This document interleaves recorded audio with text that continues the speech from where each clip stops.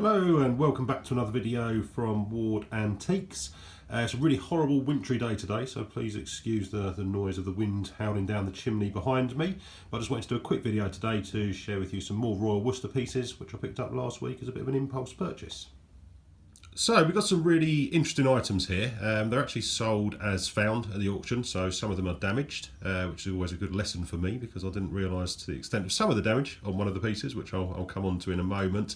However, I have found at auction when they are sort of some damaged pieces involved, no one's really interested, so I actually managed to get these at a very, very good price, and the 2 or 3 good bits will more than cover what I've spent on them, and I've been pleasantly surprised by the response I've got on an internet auction on 2 of the damaged pieces, which I'll share with you in a moment.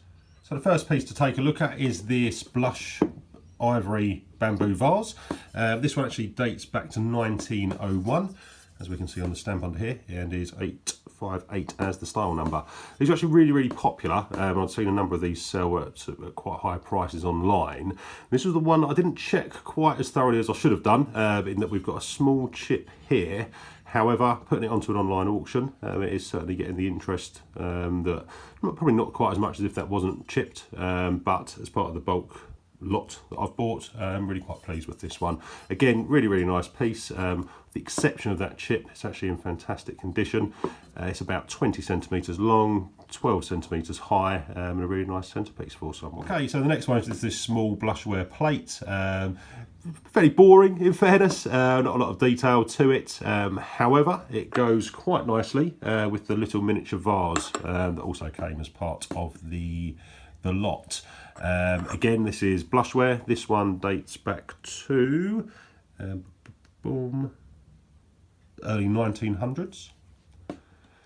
Yep, slightly difficult to read that because obviously the small size of it, but it's the early 1900s that one dates back to. Again, it's hand painted. Some really amazing detail on the size of it, which is about 2 inches or 5 to 6 centimetres tall. Again, there is a small chip in the edge.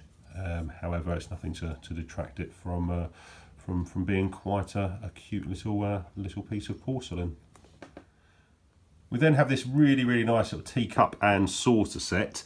Now the saucer dates to 1903 and the teacup is 1904. However, they are both the same style and obviously a matching pair. What's again really quite standout here is the hand painting inside the glazing of the teacup of the flowers there. This is in really, really nice condition. Again, obviously we've got a slightly worn date stamp, so it's had some use in the 100+ years that it's been around, and similar with the saucer as well. However, again, we've already put these onto an online auction and they're getting a huge amount of interest. So a really nice little piece for someone who collects teacups or indeed Royal Worcester. Right, we then have this really small, I suppose bowl is the right word for it, but it's probably something you just sort of keep small pieces of jewellery or trinkets into. Again, this has been hand painted, which always amazes me, the detail that's gone into these quite small pieces. Again, it's about 1.5 to 2 inches high, about 8 centimetres across, so it's not a large piece at all. And this one dates back to 1912 from the date stamp underneath. Again, this one's in fantastic condition, which was part of the reason I got tempted by this lot, but really, really nice piece of porcelain and blush ivory. Now for the 2 standout pieces. Now both of these are actually really badly damaged and badly repaired, which is a shame. However, it's something really good to have a look at. And again, online, the amount of interest in these 2 is incredible. So it goes to show if you are sort of buying and selling antiques or china, don't always ignore the broken ones, because there's people out there who want to sort of practice restorations or just keep it as part of a very much entry-level price into their collection. So the small plates we've got here is one of the signed pieces of Royal Worcester, so hopefully you can just see the signature there. So this is a bit of a rush video, so I will look into more about that artist and potentially do a follow-up video to it. So that is hand signed, and this is actually a later piece with the black back stamp. I believe it's been 1940s or 1950s. As you can see, this one has been cracked down the middle, unfortunately. It's actually been surprisingly well put back together. However, obviously the finish isn't particularly great. But what really stood out and made it eye-catching for me is obviously the hand painting on it.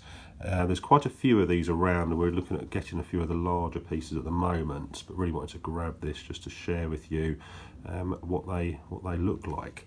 And as I mentioned earlier, typically from this period onwards, or just beforehand, the pieces are all going to be hand signed by the artist, so that's something to look out for.